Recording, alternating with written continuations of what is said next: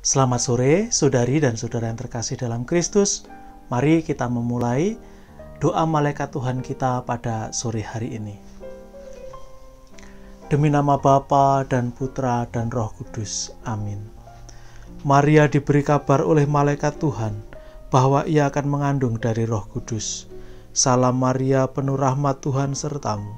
Terpujilah engkau di antara wanita, dan terpujilah buah tubuhmu Yesus. Santa Maria Bunda Allah, doakanlah kami yang berdosa ini, sekarang dan waktu kami mati. Amin. Aku ini hamba Tuhan, terjadilah padaku menurut perkataanmu. Salam Maria, penuh rahmat Tuhan sertamu. Terpujilah engkau di antara wanita, dan terpujilah buah tubuhmu Yesus. Santa Maria Bunda Allah, doakanlah kami yang berdosa ini, sekarang dan waktu kami mati. Amin. Sabda sudah menjadi daging dan tinggal di antara kita. Salam Maria, penuh rahmat Tuhan sertamu.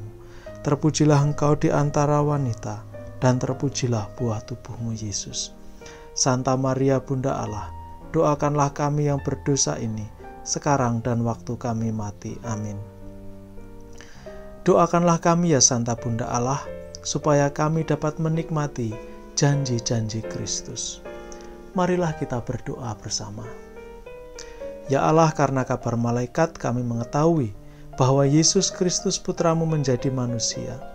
Curahkanlah rahmat-Mu ke dalam hati kami, supaya karena sengsara dan salibnya, kami dibawa kepada kebangkitan yang mulia, sebab Dialah Tuhan dan pengantara kami. Amin.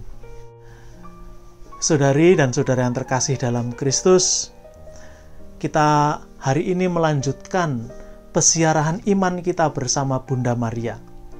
Kemarin kita sudah melihat dalam buku Wahyu bab 12 ayat 1 sampai dengan 6. Kisah mengenai perempuan yang sedang melahirkan, lalu ada juga naga.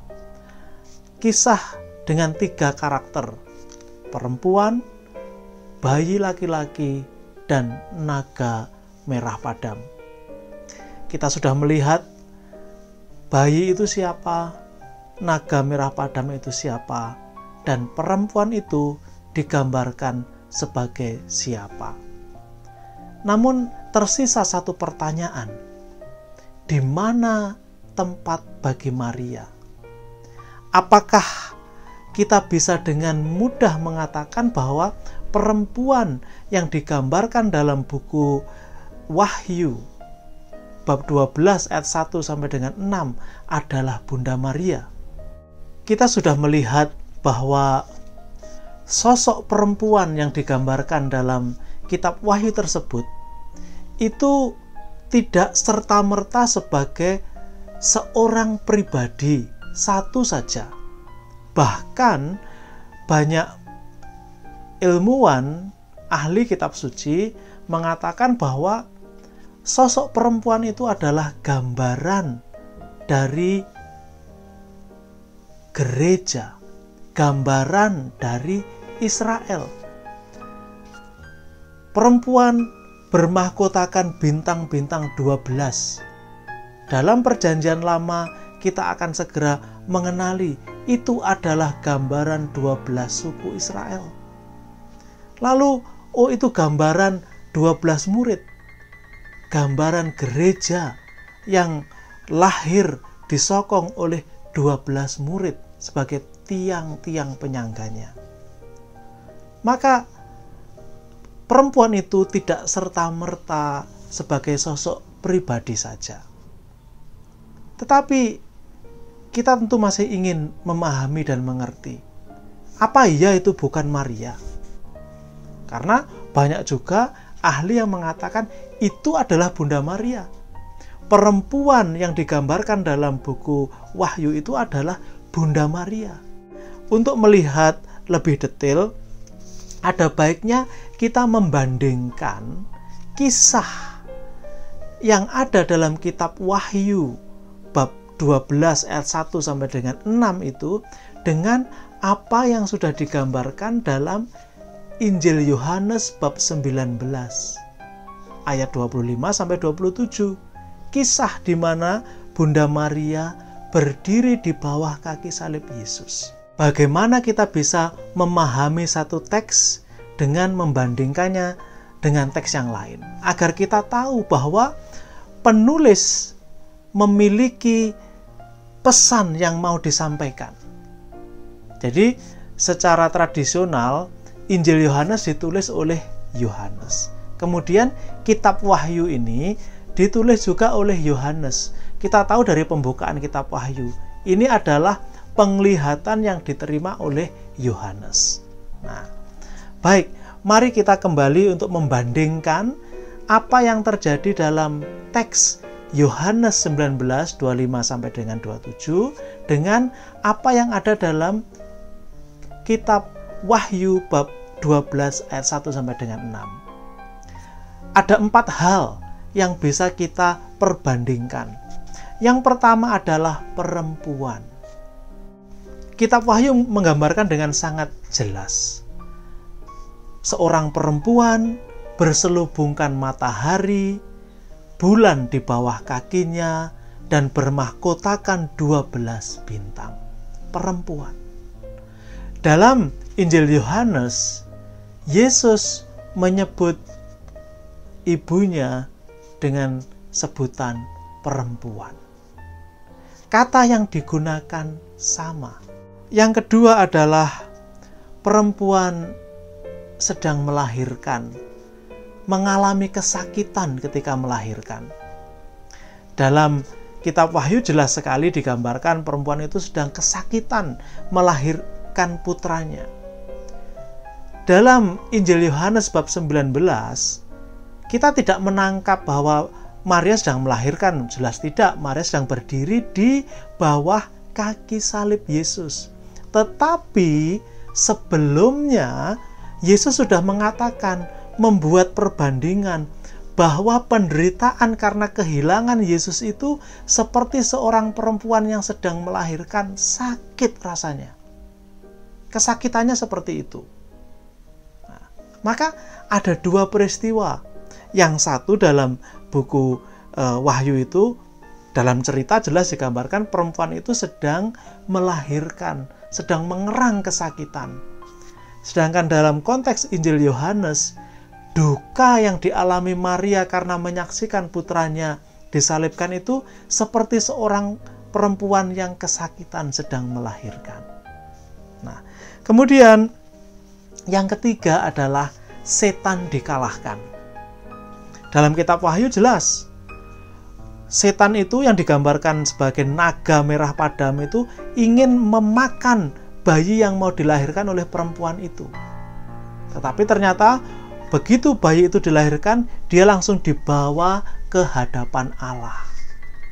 Setan kalah. Lalu, di mana konteks ketika Maria berdiri di bawah kaki Yesus bahwa setan dikalahkan? Kita juga bisa melihat dalam apa yang disampaikan oleh Yesus sebelumnya, bahwa anak manusia akan ditinggikan untuk mengalahkan setan. Dan Yesus ditinggikan di kayu salib untuk mengalahkan kematian, mengalahkan setan. Nah, itu sejajar, setan dikalahkan. Yang keempat adalah gambaran seorang ibu. Ibu dari Yesus yang memiliki 2 sifat atau 2 karakter relasi dengan Yesus. Pertama, sebagai manusiawi biasa, ibu yang melahirkan, tapi juga kemudian secara rohani sebagai pribadi yang tekun mendengarkan sabda Allah. Sebagai murid, sehingga ada sisi murid dan sisi ibu. Dua-duanya adalah ibu. Ibu dari anak itu. Nah, kalau ini juga cukup jelas seperti juga halnya perempuan tadi. Maria dan Yesus relasinya jelas sekali. Perempuan dalam buku Wahyu dengan anak yang dibawa ke hadapan Allah. Jelas sekali. Ibu dari Mesias. Nah, ini 4 karakter yang bisa kita lihat dari perbandingan antara Injil Yohanes bab 19 ayat 25 sampai 27 dengan kitab Wahyu bab 12 ayat 1 sampai dengan 6. Saya ingin mengakhiri kisah hari ini. Saya sudah menjanjikan bahwa perjalanan kita dari Nazaret sampai ke Golgota harus ditutup. Harus ditutup dengan kisah ketika Maria dimuliakan. Maria dimahkotai sebagai ratu. Nah, apakah kita bisa menemukan kisah itu di dalam kitab suci? Kita tidak perlu kemana-mana. Kita beberapa hari ini membahas kitab Wahyu bab 12 ayat 1 sampai dengan ayat 6. Gambaran ini secara sederhana sudah menunjukkan kepada kita bahwa perempuan ini bukan perempuan biasa. Dia itu seorang ratu. Dari mana kita memahaminya? Pertama, seorang perempuan berselubungkan matahari. Artinya ada kemuliaan, ada cahaya yang ditampilkan. Dan perempuan ini bukan hanya berselubung matahari, tetapi juga ada rembulan di bawah kakinya, dan bintang-bintang 12 jumlahnya menjadi mahkotanya. Seluruh unsur alam menjadi pakaiannya, dan itu hanya mungkin dimiliki oleh seorang ratu. Kemuliaan Maria tidak dimilikinya sendiri. Maria dimuliakan di surga karena dia ikut ambil bagian dalam kemuliaan Yesus putranya. Dan dalam iman kita mempercayai Maria bunda kita, karena sudah diserahkan kepada kita lewat Yohanes, adalah ratu surga dan bumi. Kita sudah melihat jauh-jauh kemarin ketika Elizabeth menyapa Maria sebagai Mother of my Lord, ibu dari rajaku. Dalam konteks kerajaan Israel waktu itu, yang menjadi ratu adalah ibu dari sang raja. Dan kita juga mengaku Yesus adalah raja semesta alam. Maka tidak keliru ketika Maria adalah ratu surga dan bumi. Dan kita semua adalah anak-anaknya, pengikut-pengikutnya. Mari kita datang kepadanya. Saudari dan saudara terkasih, masih ada 2 hari di bulan Oktober, besok dan lusa. Saya akan membahas hal terakhir, sudah lepas dari perjalanan kita ini, tetapi juga masih berkaitan dengan Maria. Hari ini kita akhiri sampai di sini. Tuhan memberkati. Demi nama Bapa dan Putra dan Roh Kudus. Amin.